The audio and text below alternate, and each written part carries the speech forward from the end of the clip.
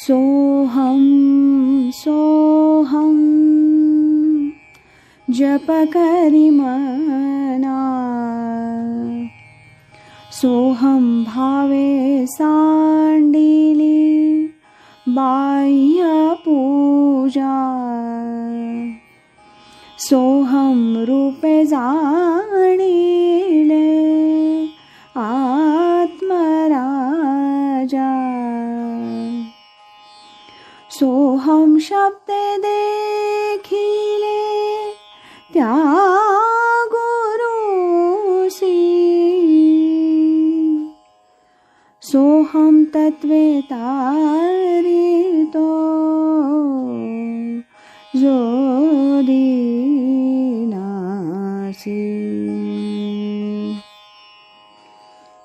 आज ऐकूया परमपूज्य श्री गजानन महाराज गुप्ते यांच्या आत्मप्रभा या ग्रंथातील महाराजांनी मुमुक्षूंना दिलेला संदेश दुसरा, त्याचा भाग 12. अभ्यासाची आवश्यकता. अशी सहज स्थिती प्राप्त होण्याला संत माऊलीनं सतत अभ्यास सांगितला आहे. सर्व अनुभवी संतांच्या हृदयातील याच सोहमनं पांडुरंग, राम, शंकर, विठ्ठल वगैरे शब्द जपानं स्वतःस व्यक्त केलं आणि त्यांना स्वतःच्या आनंद स्वरूपाची ओळख करून दिली.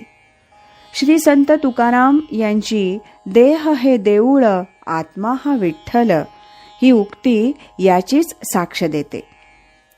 मी पण मनालाच जीव संबोधून त्याला सोहमचा निदिध्यास करायला लावलं. मनास जसं वळण द्यावं तसं ते वळतं.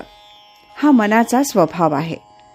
तेव्हा मनालाच सोहम जप करावयास दिल्यावर ते मनच सोहम स्वरूप झालं आणि परमतत्वात विलीन झालं. अखंड सोहमच्याच निदिध्यासामुळं ते मूल तत्वाशी म्हणजेच परमात्म रूपाशी तादात्म्य पावलं आणि परमात्म्याची स्वभावतः जी अखंड आनंदमय स्थिती तिचा अनुभव चाखू लागलं. अशा आनंदाच्या स्थितीत जे कर्म होतं ते कृष्णार्पण होतं, म्हणजेच निष्काम असतं. मी कर्म करतो ही भावनाच न राहिल्यामुळं ते कर्म सहजगत्या निष्कामतेनं होतं आणि मन सहजानंद अवस्थेत कायम टिकून राहतं आणि तोच मी संसार करूनही अलिप्त असतो.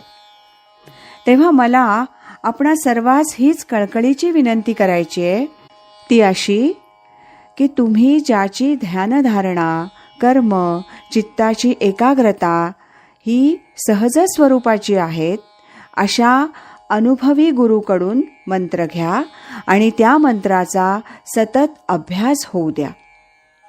मग व्यवहार करीत असताना तुमचं कर्म सकामतेनं हो किंवा निष्कामतेनं हो, त्याची पर्वा करू नका. जपाचं अनुसंधान सतत राखण्याचा यत्न करा. इतर काहीही साधन केलं नाही तरी हरकत नाही. तुम्हास अंतिम यश हे खात्रीनं मिळालंच पाहिजे. असंशयम महाबाहो मनोदुर्निग्रहम चलम अभ्यासेन तु कौंतेय वैराग्येण च गृह्यते. या भगवंतांच्या उक्तीप्रमाणे अभ्यासानं मन ताळ्यावर आणता येतं. इथं मला 2-3 उदाहरणं स्पष्टीकरणार्थ द्यावीशी वाटतात. निर्मळ आणि अविषम प्रेमाचा अभ्यास. एका कुटुंबात 10-12 व्यक्ती आहेत. कुटुंबातील प्रमुख व्यक्तीच्या आई, बहीण, बायको, आत्या अशा नात्यांच्या 4-5 स्त्रिया आहेत.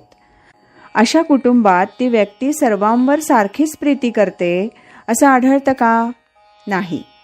सर्वसाधारणपणे जनरीतीनुसार ती व्यक्ती आपल्या पत्नीवर अधिक प्रीती करीत असल्याचं आढळून येईल.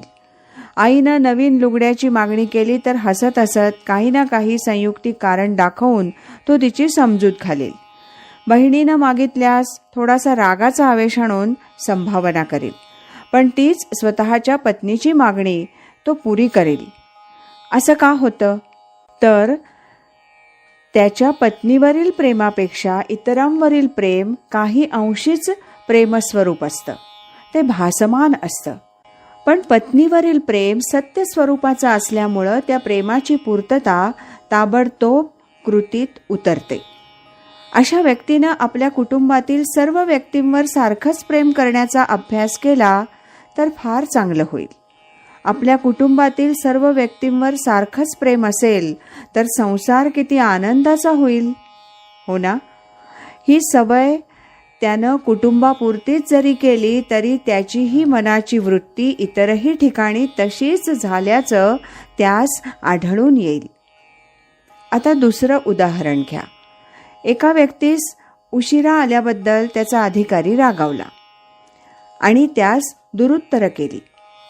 त्या व्यक्तीस याबाबत राग येतो, पण तो राग कसा कोण जाणे गिळला जातो.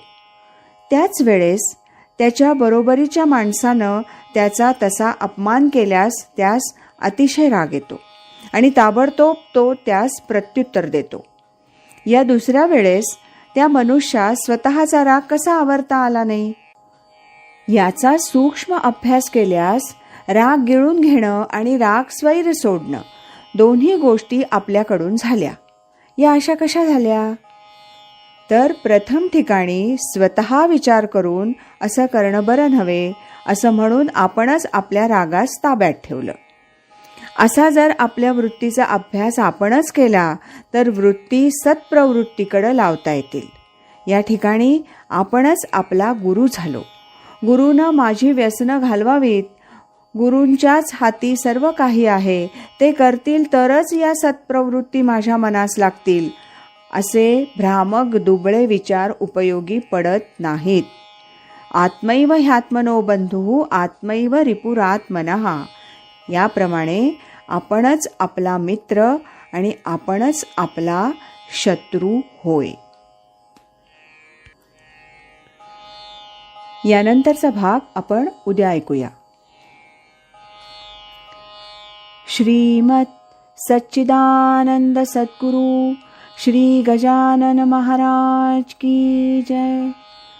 श्रीमत सच्चिदानंद सद्गुरु श्री स्वामी स्वरूपानंद महाराज की जय.